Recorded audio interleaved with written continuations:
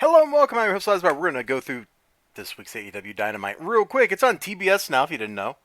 You probably did know because you're watching some guy talk about the show on the internet. So you probably know something about the show. But let's do the rundown, in my opinion. Number one, we have the Mean Girls in high school. Right here. I don't know what's going on with... I know what's going on with this. The guys on the right are going to betray the guys on the left, and it's going to go down. Adam Cole Bebe is going to be caught in the middle. Brendan Cutler's going to get made fun of a bunch, and that's going to be that. But it's totally just high school drama, and I don't care. This was way more interesting. Definitely enjoyed the way it went about how a certain party got hoisted by their own petard. Good stuff. Also, in the audience, you may notice Waldo is right there, and this is probably Boris from Life with Boris. Kind of weird to have two celebrity cameos, but hey, that's life. Fun storytelling match. Maybe drawn out a little bit, just a little bit too long, but I don't really have any complaints about it. Except maybe it would have been really nice to have Wardlow powerbomb his employer at the end of it. That would have been fun. This match is just kind of like whatever. I really don't like Dante, whatever his name is. I don't find him compelling to watch. He's not big enough. He's not flashy enough to make up for the size difference. I mean, he does like some cool, like, oh, I'm going to jump off the rope stuff, and that's cool and all. But I got kind of bored. Because in any sane world, Hobbs would have just broken him in half and twisted his limbs into a pretzel. Hey, look, it's the Mean Girls Club again. Alright, this was kind of fun.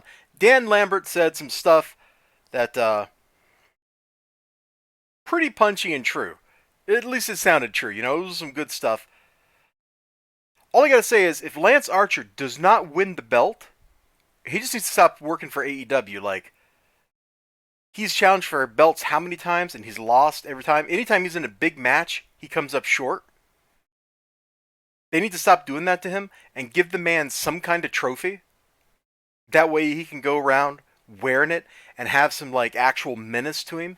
Instead of just coming out, talking a scary game, crushing a jobber, and then losing whenever he's in the big picture. Seriously, bro. I don't know what this was, and I don't care. I don't. And to be honest, I don't know what the Dark Order's supposed to be anymore. They had this great cult thing going, and now they're just like, we're the Goofy Club, and it does not work at all. This was a fun match. The beginning of it actually was probably the highlight. I mean, the wrestling was cool and all, and I got no complaints with how the match went down, but I just really liked having them both do their catchphrase stuff and getting the crowd reactions and building up louder and louder. I thought that was a fun intro, and then the match itself did not disappoint. Well, I won't say that that's actually true. I'm always disappointed when Matt Hardy does not excel because I think he should be a little higher on the card than he is. The Hardy family office has done like what 100% losing over the last year. Like, it's pretty pitiful. And right after that, we got Brody King showing up. And boy, I hate crowd chants.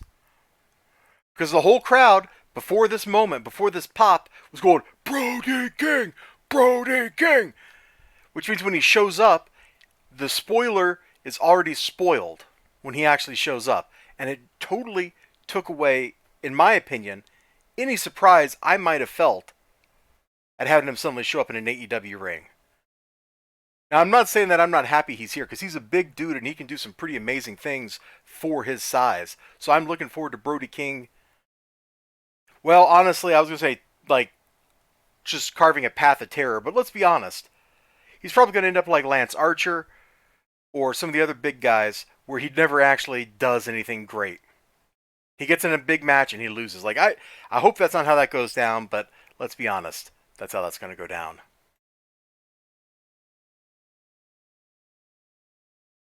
This was an okay match.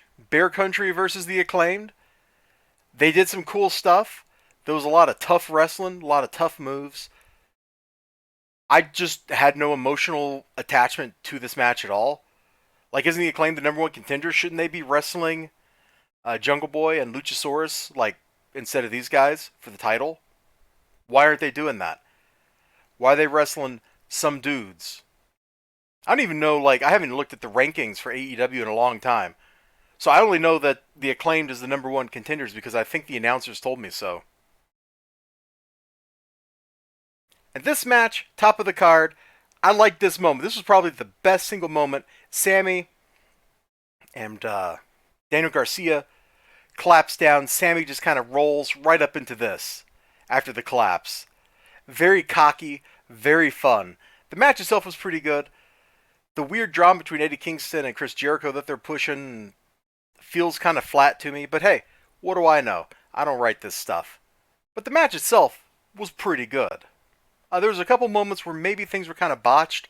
Like I think Sammy almost dropped Daniel Garcia doing one of the GTHs. But it was fun. And it was fast paced. Wrestling that's slow and boring is kind of slow and boring. Sometimes you can tell a great story that way. Like some Okada matches get like that. But if you can give people like an up-tempo match, do it. Every time. People love that stuff. They go, yeah, those guys wore me out just watching them. And that's what I'd say about Dynamite this week. You all take care of yourselves. Have a great day, and bye-bye.